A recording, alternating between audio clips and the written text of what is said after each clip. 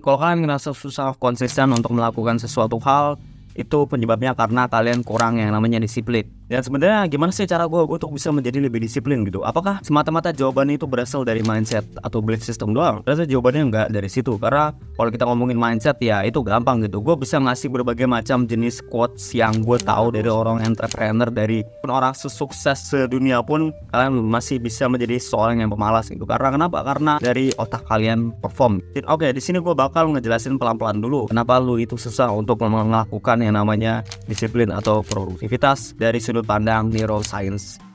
Orang-orang disiplin itu mah ya karena mereka itu genetik gitu. Orang-orang disiplin kayak David Goggins ya itu karena genetik gitu. Orang-orang disiplin seperti David Goggins pun itu sebenarnya nggak berasal dari genetik gitu. Kalau lu belum tahu backgroundnya David Goggins itu lahir dalam keluarga yang abusive. Dia lahir dengan disabilitas belajar, dan sekarang kenapa dia bisa menjadi salah satu orang yang paling terkuat di muka bumi ini? Sebenarnya kalau kita ambil dari sudut pandang sainsnya, ternyata ada formula strategi yang bisa kita implementasikan sekarang di dalam kehidupan ini. Kita harus pahami dulu, sifat otak kita itu sifatnya neuroplastisitas. Definisi dari neuroplastisitas sendiri adalah di mana kemampuan otak dan sistem saraf kita itu bisa berubah secara struktural dan fungsional. Artinya otak kita itu bisa dibentuk dan diubah sepanjang hidup kita dengan beberapa hal. Karena ketika lu menjalani proses pendewasaan, lu pasti masuk ke dalam dua jalan, entah itu jalan yang produktif, purpose driven, atau lu masuk ke dalam jalan yang itu pemalas, nggak produktif. Lu cuman fucking around, buang-buang waktu di dalam kehidupan lu gitu. Dan kenapa sih hal ini bisa terjadi?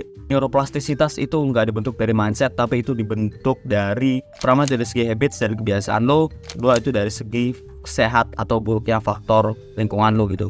Karena ini udah jelas banget bagaimana lu perform sekarang, pemalas atau enggaknya kalian, itu bisa jadi kalian nge-treat diri kalian kayak sampah gitu. Ternyata untuk kalian bisa jauh lebih disiplin, untuk kalian punya sebuah kegigihan dalam menyelesaikan sebuah tanggung jawab, sebenarnya hal ini sifatnya latihan. Jadi rasa disiplin di dalam diri kita itu sifatnya kayak otot. Semakin lu konsisten melatih masa otot lu, semakin si otot ini tahan dalam resistensi beban yang makin berat. Dan ini gue gak cuma sekedar bullshit. Jadi di dalam bagian otak lu ada yang namanya AMCC, Anterior Midcingulate Cortex. Dan ya kalau otot ini jarang atau sama sekali gak pernah dilatih selama 3 bulan, 5 bulan, maka otot ini bakal mengecil. Itu sama juga dengan disiplin. Jadi use it or lose it. Dan AMCC atau Anterior Midcingulate Cortex ini berfungsi untuk motivasi, decision making, planning, dan juga willpower, yang dimana ini akan menghasilkan lu untuk lu bisa menjadi jauh lebih disiplin. Oke, jadi gimana sih cara gue bisa mengembangkan AMCC ini? Jadi di sini ada 4 hal yang bisa kalian implementasikan ke dalam kehidupan kalian. Pertama itu ada yang namanya deliberate practice of a new skill. Kalau kalian belum tahu deliberate practice itu apa, deliberate practice adalah dimana kalian mempelajari sebuah skill, dimana kalian melatih sesuatu hal yang itu nggak kalian bisa sama sekali sampai akhirnya kalian bisa. Sekalian mempelajari sesuatu hal yang nggak kalian bisa, dan ya karena otak kalian itu sifatnya neuroplastisitas, kalian mempelajari hal ini secara konsisten, dan akhirnya ketika kalian udah bisa, kalian mengembangkan bagian otak AMCC kalian. Ya ibarat satu skenario deh, ketika lu nggak bisa berenang dan lu paksa untuk berenang, itu lu melakukan yang namanya deliberate practice, dimana lu mempelajari basis atau dasar-dasar untuk lu bisa melakukan renang sampai akhirnya lu bisa jago renang.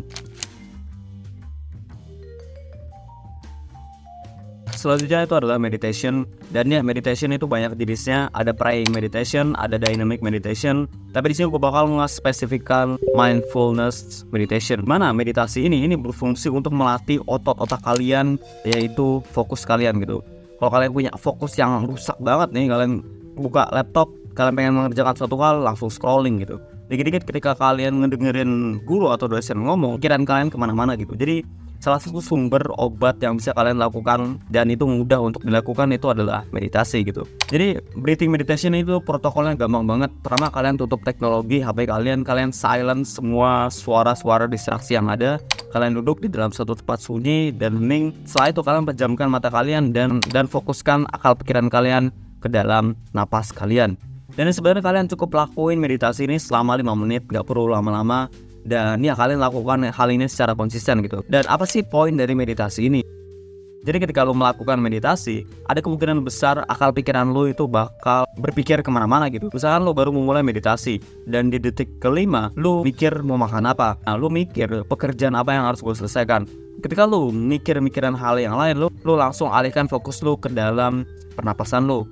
Ketika lu punya pikiran-pikiran yang lain dan lu langsung fokuskan ke dalam pernapasan lu, ini ibarat satu repetisi buat masa otot lu. Jadi meditasi itu adalah salah satu latihan otot spesifiknya untuk fokus kalian gitu. Selanjutnya itu adalah regular exercise.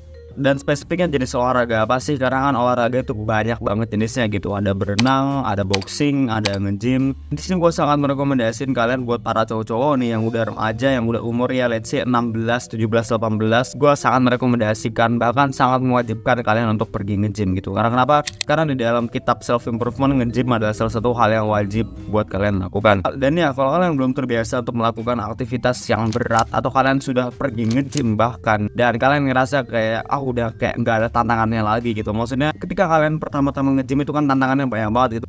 Otot kalian tuh ngerasa pegel-pegel, kalian ngerasain panas di otot yang sangat besar gitu. Tapi ketika kalian sudah konsisten nge-gym, kalian makin terbiasa dengan tantangan-tantangan yang ada gitu. Karena sifatnya AMCC tadi itu adalah melakukan sesuatu hal yang menantang, yang challenging, maka ada beberapa hal yang harus kita tambahkan atau variasikan gitu. Jadi di sini gue bakal nge-kategoriin beberapa orang. Pertama itu adalah orang yang belum terbiasa melakukan aktivitas fisik sama sekali.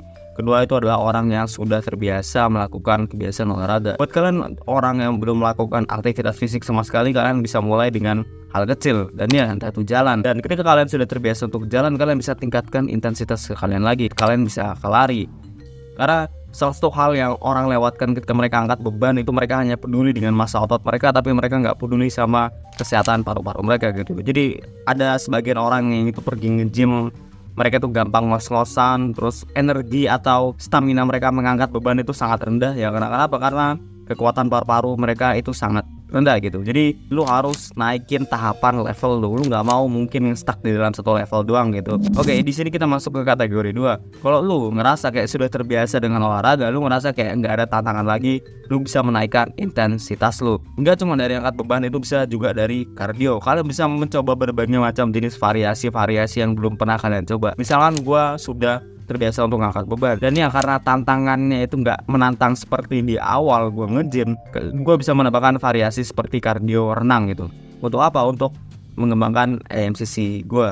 Jadi intinya melakukan sesuatu hal yang itu menantang, dan ya yang menantang itu pastinya dari aktivitas fisik gitu. Kalau kalian baru-baru olahraga dan kalian ngerasa menantang banget, itu adalah salah satu pertanda yang baik. Tapi kalau kalian sudah terbiasa dengan olahraga, kalian harus mencari ya berbagai macam jenis variasi yang bisa kalian lakukan gitu. Jadi nggak cuman ngestak sama satu olahraga doang. Selanjutnya itu adalah resisting temptation atau melawan godaan.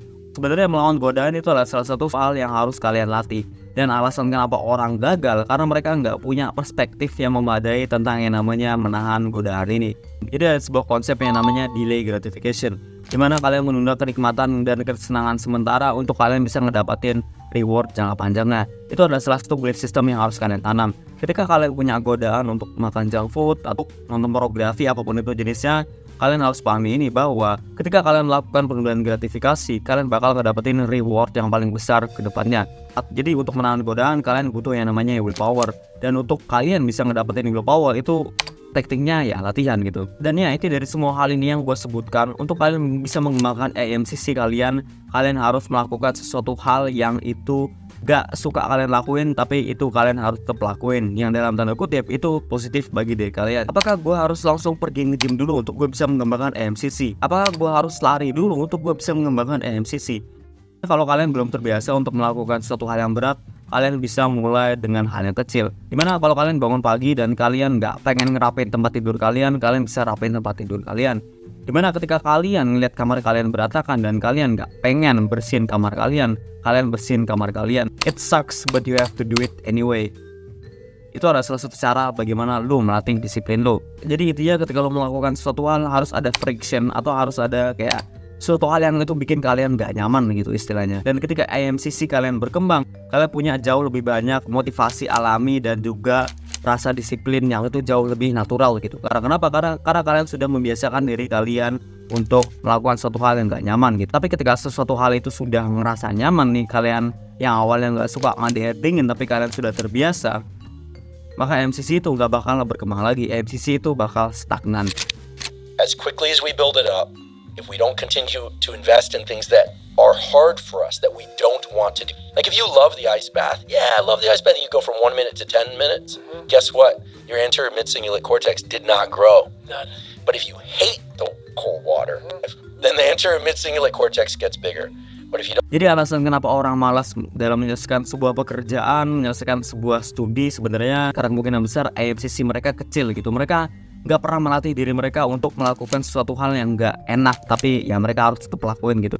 Jadi quote zona nyaman itu membunuh lo, itu bener banget. Itu nggak cuma sekedar bullshit motivasi woo yang orang bilang oh zona nyaman itu membunuh lo. Sebenarnya ada jawaban scientificnya gitu. Jadi semua hal di dalam kehidupan ini itu intinya yin and yang. Dan yin and yang ini adalah salah satu realita yang harus kita alami, bukan kita paksa. Ada kering, ada basah, ada badai, ada pelangi. Ketidaknyamanan itu adalah salah satu realita yang harus kita hadapi, karena di dalam era modernisasi ini udah berbagai macam jenis kenikmatan instan yang bisa kita dapatkan dengan jari kita gitu. Jadi kebanyakan orang sudah lupa bahwa kehidupan ini ya sifatnya yin and yang gitu. Karena ada realita yang lu emang harus alami, walaupun realita ini nggak mengenakan bagi diri lu. Jadi aksi yang bisa kalian lakukan sekarang, kalian bisa ambil kertas dan kalian bisa menuliskan sesuatu hal yang menurut gua ini gak gua suka tapi gua harus lakuin. Dan kalau kalian bisa nih, kalian tempel di dinding kalian. Karena kenapa? Karena ini sebagai reminder kalau kalian pengen berubah gitu. Kalian mulai jadikan itu menjadi sebuah kebiasaan. Gua jamin ketika lu menjadikan hal ini sebuah kebiasaan dan lu konsisten, semua tanggung jawab yang lu harus lakukan di dalam kehidupan ini menjauh lebih mudah. Dalam tanda kutip, ya lu gak gampang overwhelm lah gitu. Dan studi dari AMCC ini bahkan membuktikan bahwa orang-orang yang obesitas itu punya AMCC yang kecil gitu.